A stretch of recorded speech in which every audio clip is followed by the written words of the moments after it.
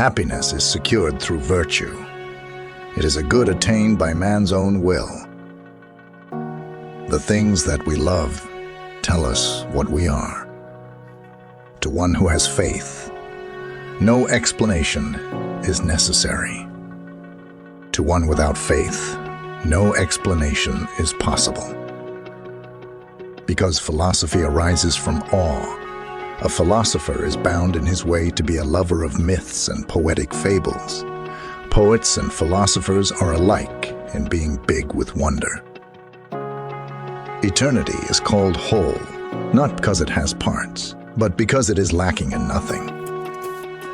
We must love them both, those whose opinions we share and those whose opinions we reject, for both have labored in the search for truth, and both have helped us in finding it.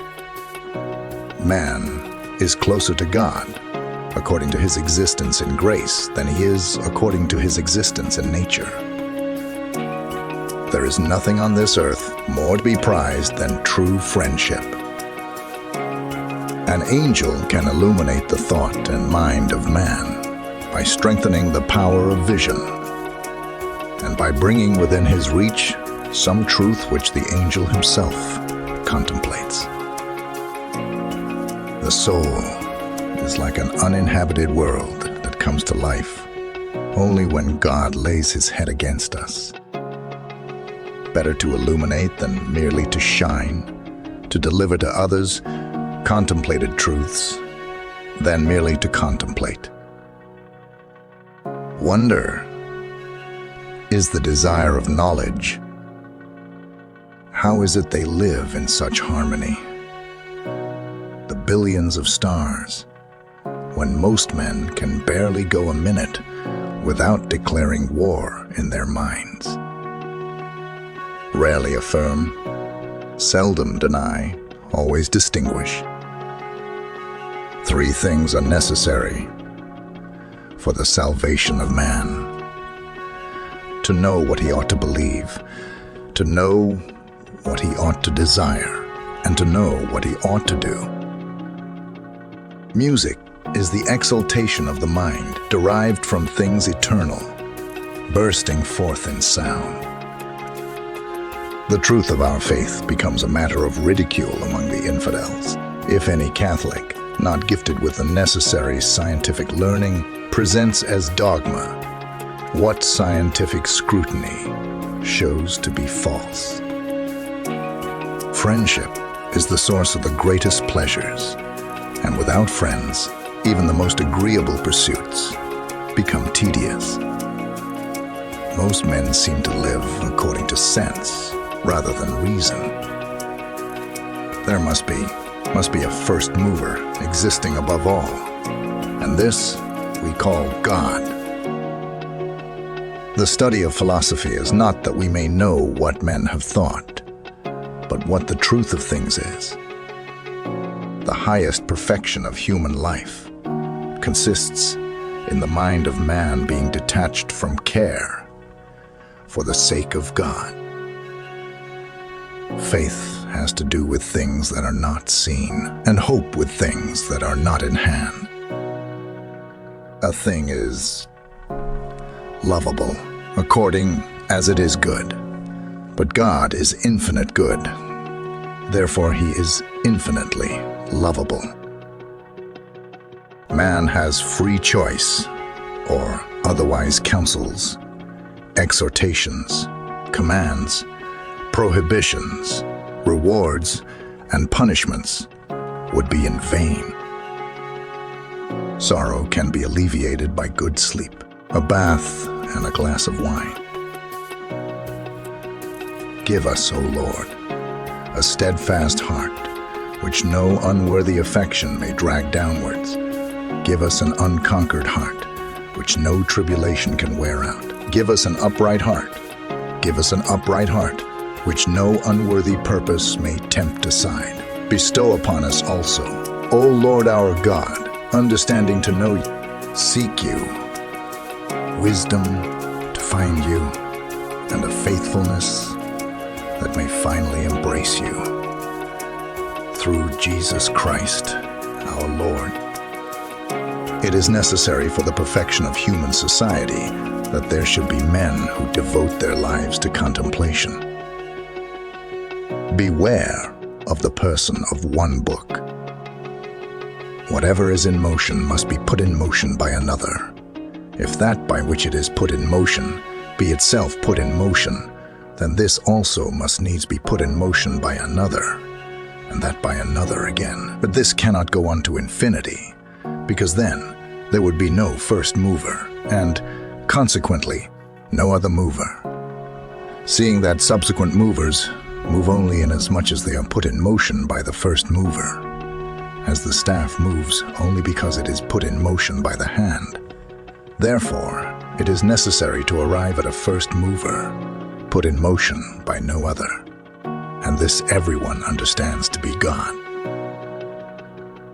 While injustice is the worst of sins, despair is the most dangerous. Because when you are in despair, you care neither about yourself nor about others.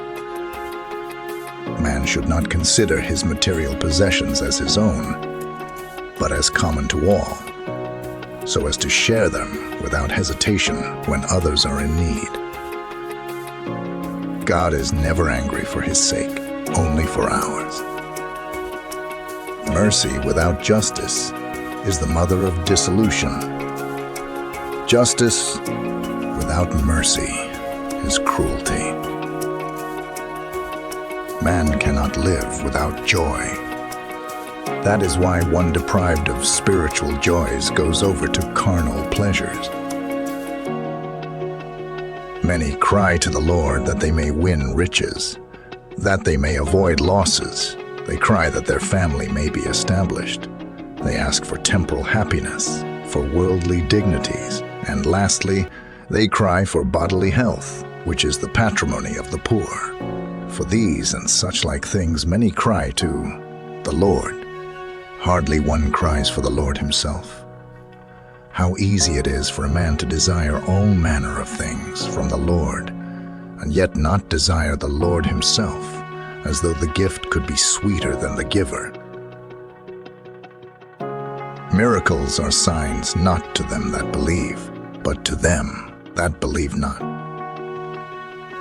The principal act of courage is to endure and withstand dangers doggedly rather than to attack them.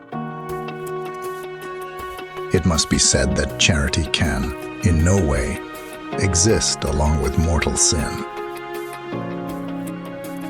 The image of God always abides in the soul, whether this image be obsolete and clouded over as to amount to almost nothing, or whether it be obscured or disfigured, as is the case with sinners, or whether it be clear and beautiful, as is the case with the just.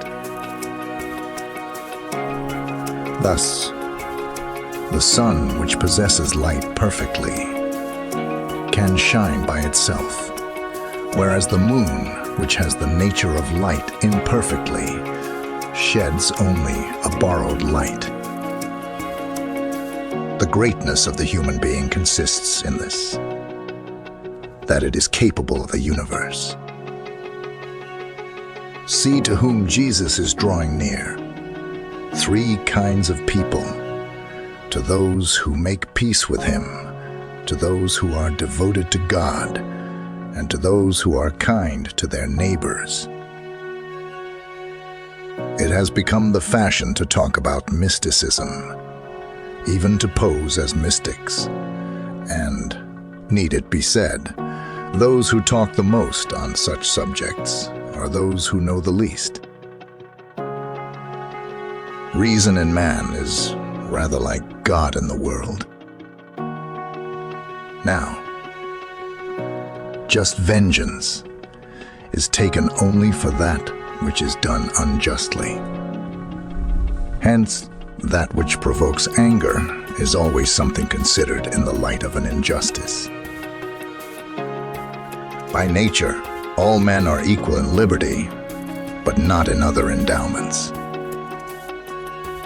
The slenderest knowledge that may be obtained of the highest things is more desirable than the most certain knowledge obtained of lesser things.